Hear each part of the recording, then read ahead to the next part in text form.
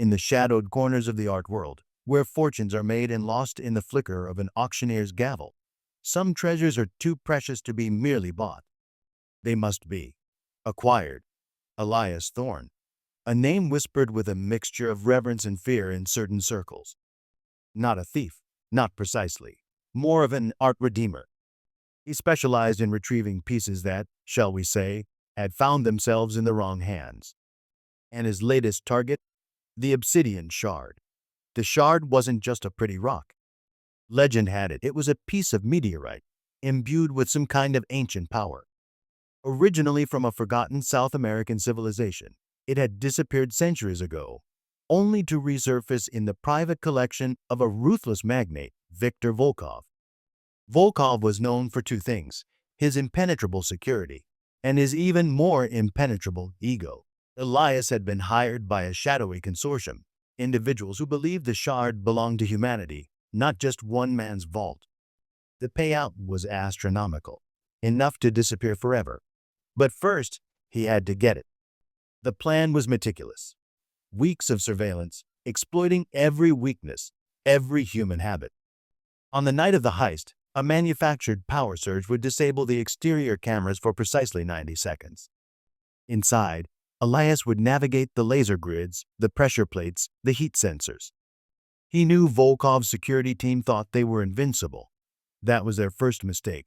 He reached the vault. A thick, reinforced door. Not even Elias could crack that silently. He needed Volkov himself. And he knew just how to get him.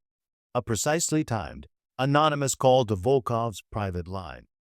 A tip about a priceless Ming vase in another wing of the gallery, supposedly just compromised. Volkov, obsessed with his collection, would rush there personally. Elias had counted on his vanity. The moment Volkov opened the vault, Elias was in a silent, swift movement. The guards were still distracted by the compromised Ming vase. He located the shard, glowing faintly under the specialized lights. He replaced it with a near-perfect replica he'd spent months crafting. In and out. Flawless. He melted back into the shadows, leaving no trace. By the time Volkov realized the Ming vase was untouched, Elias was already miles away, the real Obsidian Shard safely in his possession. The exchange was made in an anonymous Swiss bank vault. The consortium was pleased. Elias was richer than he'd ever dreamed. He retired to a secluded island, living the life of luxury he'd always envisioned. No more heists. No more shadows. Just the sun, the sea, and unimaginable wealth. Years later, Elias, older but still refined, is sitting on a beach, a laptop on his lap. He's watching a news report. The reporter is standing outside Volkov's now abandoned mansion. News reporter on screen, and in a stunning development, sources close to the disgraced magnate Viktor Volkov have revealed the truth behind the infamous Obsidian Shard theft years ago. It appears the shard Volkov possessed, the one Elias Thorne allegedly stole, was itself a forgery. Elias freezes. His hand trembles slightly as he grips the news reporter on screen.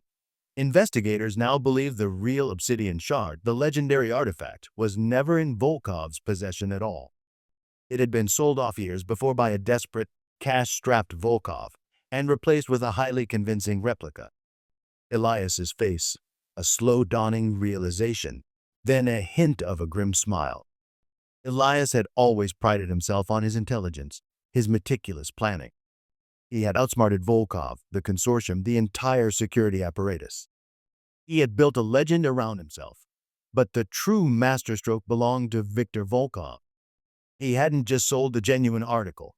He'd orchestrated the entire theft to discredit Elias, to create a smokescreen, to make the world believe that the shard was still out there stolen, and therefore incredibly valuable. He had played everyone, even Elias, for a fool. Elias closes his laptop, looks out at the ocean. The sun sets, casting long shadows. He takes a deep breath, and a low chuckle escapes him.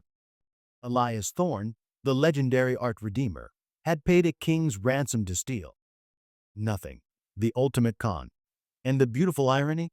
He couldn't even tell anyone.